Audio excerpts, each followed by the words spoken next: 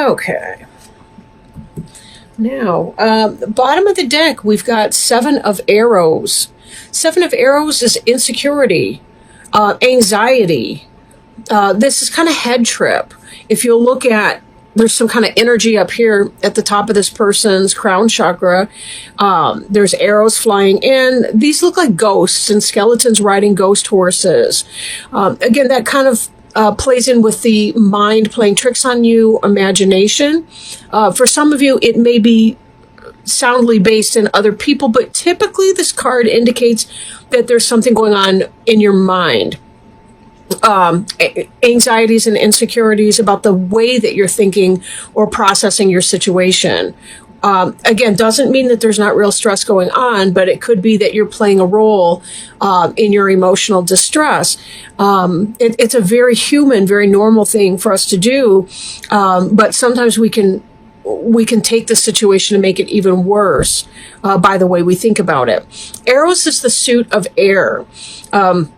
So anytime you're dealing with the air suit, you're dealing with your thoughts, your logic, information, that sort of air elemental. So again, be careful how you're thinking about a situation. We see here up on our top row,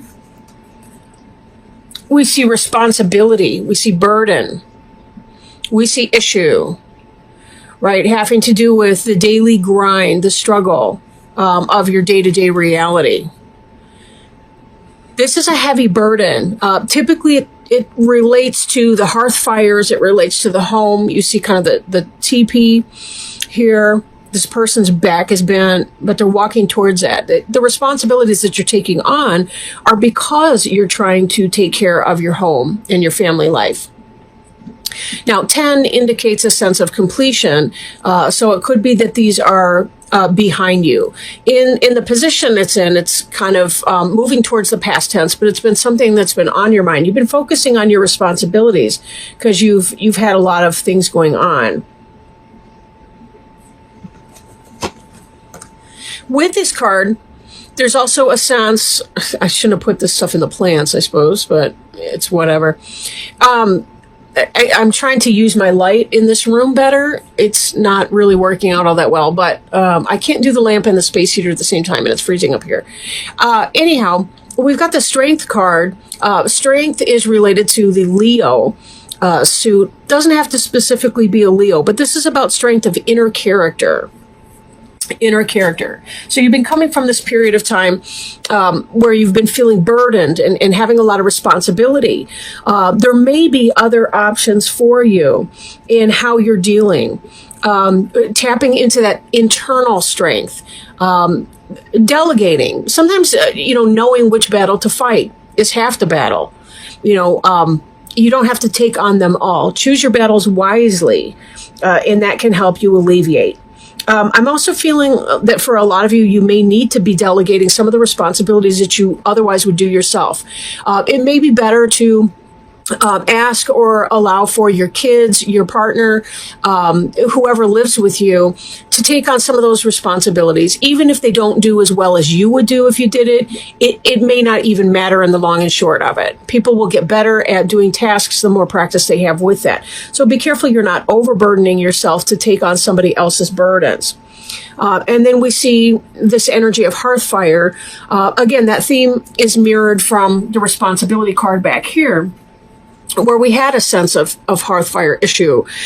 Strength and Leo, I will note, is associated with the heart chakra. So is the 8 of Wands hearth fire card. That's very much about heart chakra issues. So if you feel that you don't deserve to have your family help you with things, take on additional tasks and chores at home, or other types of responsibilities, that could be because you're having an issue with self-love. So self-love may be very important to examine at this point. You'll note that this cougar here, this mountain lion, is holding what looks like a bowl or a cup. The idea is it's about fulfilling yourself first, because once you have enough in your cup can runneth over, and you can provide for other people. But if we don't fill our own cup first, we don't have anything for anyone else. And that can create pain and resentment heart chakra issue, pain and resentment, loathing, for those around us, even if we deny how angry we become at them. The denial of anger doesn't mean the absence of anger, and then we can have all kinds of issues. So be very careful that you're paying attention to your own needs as you're moving forward. Don't allow this sense of insecurity here to talk you out of your birthright for happiness. You'll notice that this arrow here, it may be a little bit low of the heart chakra, but it still can be coming in as that. I'm going to have to turn this plant because it's, well, maybe not right now. But anyway, I'm going to have to figure out this plant later. So don't talk yourself into that. Examine the issues of heart. Where have your heart issues come from in the past? Like, where have you learned that your needs and desires don't matter or don't count, or that they have to take a back seat to the needs and demands of everyone else? That all plays into this responsibility card. And all the things that you've been doing here. Don't break your back because you're trying to deal with these issues. Note that the part where her back is bent, or his or her back is bent the most, is just opposite the heart.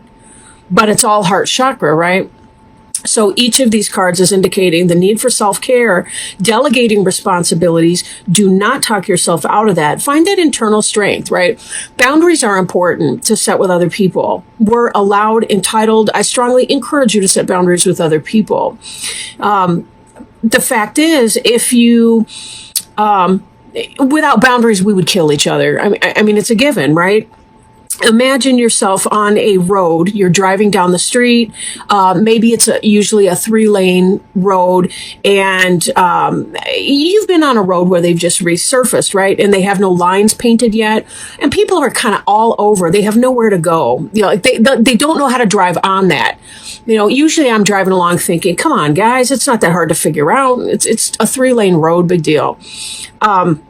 But the truth is, when we don't have those lines of boundary, those lines of distinction and differentiation, it becomes very, very confusing. We don't know where to go. Learning how to hear no, learning to speak no is some of the most amazing empowerment that you can do for yourself and for other people. We're going to hear no later in life. If it's your kids, they're going to hear no from their boss, from the college that they want to go to, from the teacher at school. They're going to hear no from their friends, parents. They're going to hear, we're all going to hear no for our entire lives. So we may as well learn how to hear it and how to be comfortable and how to accept that. And that's part of that experience. We teach others how to treat us. And part of the strength card too, and then I'll move on to some of these other cards here. Part of strength is that this isn't an act of physical violence that's going on. It's about, you can be quiet and assertive at the same time. You can hold fast to your no without having to rise to a level of inappropriate. You don't have to yell at people. You don't have to spank your kids. You don't have to do whatever to assert your no in that. Right? There can be other ways to do that. Obviously, I can't get into a parental thing right now. But certainly seek assistance if you're not sure how to achieve some of the outcomes that you want, right, with that. Usually it's enough to withhold something that your kid likes or to apply something that they like. Very, very basic behaviorism to encourage participation from the family. But you may have to have some community meetings to figure out what that means. So don't be afraid to come into your power, because when you assert your power, you're modeling strong assertion to other people. It does not mean that you're taking their power away. You're just saying, look, this is where I end and you begin, and you're not allowed to cross over into that line. Oh, okay. Now, for those of you that have been going through your wheel is turning, right? This Wheel of Fortune card here indicates for us that the cycle is turning, that the fates play a hand. These three down here, these three figures are the fates, and they are weaving your future life, right? They have a role in that. You also have a role in your life, in the choices that you make. Just as we teach others how to treat us, sometimes we're not sure how our life is, or we're not positive the larger picture of our life. But we have to kind of look back at our life. We sort of have to look backwards to be able to see where we've been and find out what the direction is to that. And there can be that sense of blindness, like I don't really know where I'm going or what I'm doing. But, it's sometimes is easiest when we look back and reflect, and certainly take that time to do that. That's all part of it. Looking and seeing where we've gone, knowing that there's a balance to the things that we do, that there are things that are beyond our control. But this Wheel of Fortune card tends to be about good luck, fate taking a hand. If it's meant for you, it will happen. You will not miss the opportunities that are destined for you. That's what destiny means. Sometimes we can slow a process down, but eventually we will get to our destiny because it's just the way that it's supposed to be. So this is all part of that.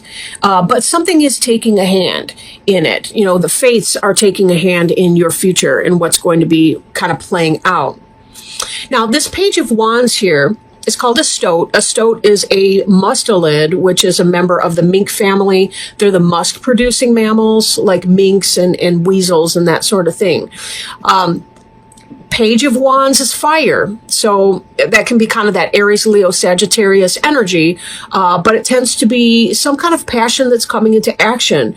For some of you, if we're looking at a career thing, and I do want to bring in our Knight of Wands, which is Fox, this is a progression. Some kind of fate comes into play, and something that you've been feeling passionate about, that you've been wanting to get in motion in the way of either relationship, a new relationship, or it could be a new passionate start in your business, whatever life phase you're in right now.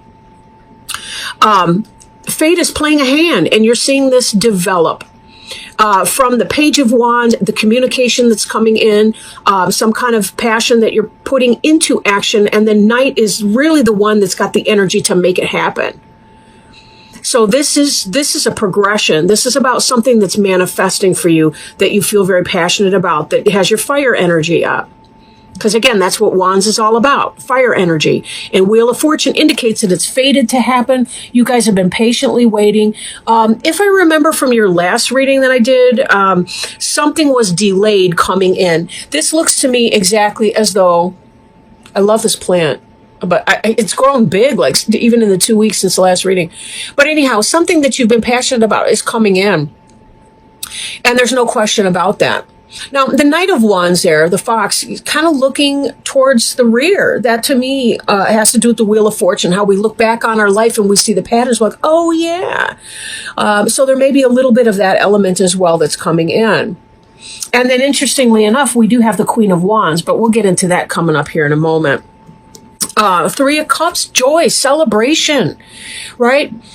These cranes, they're about, their mastery of the earth element, which is getting things started, the jots and tittles, the accounting, the bean counter type stuff. They're also water. They receive nutrition from the water in that they fish, and they pull up their food from inside the water. That's why they have these long wading legs, but they can also fly. So they're a really great balance between those three elements there.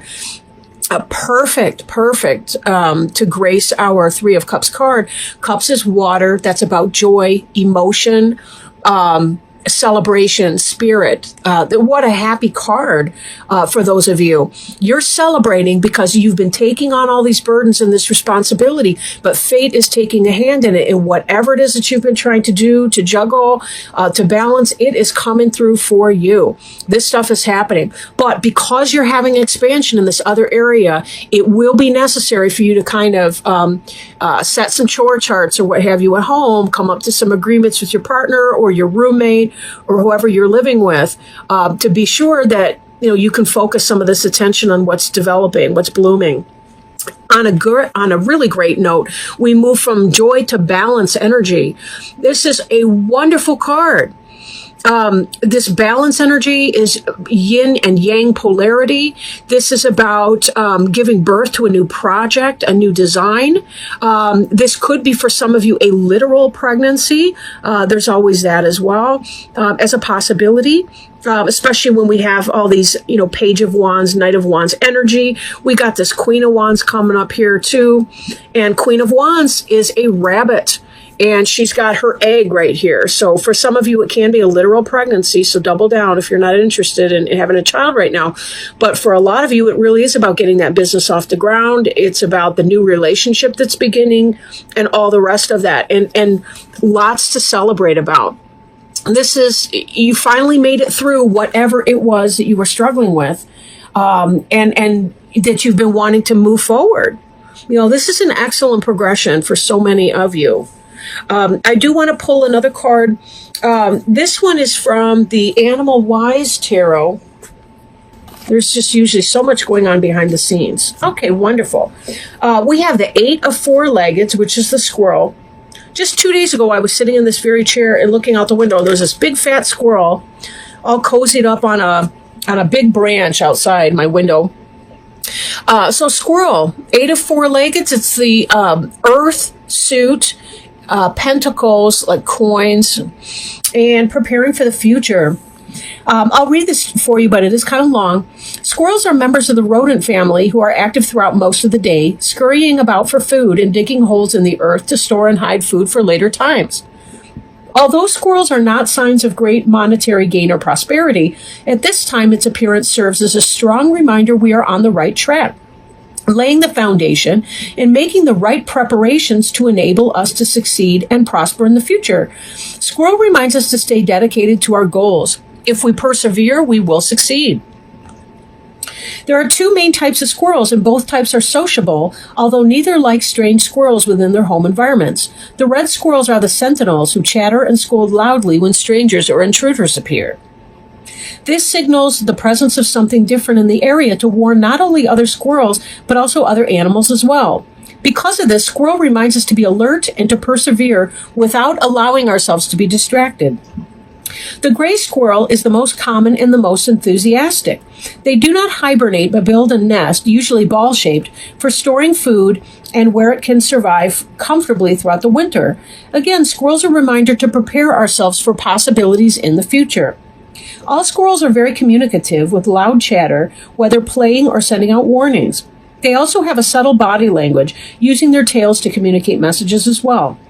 When squirrel appears, it is a reminder to develop our communication skills because these must be an important part of our preparations.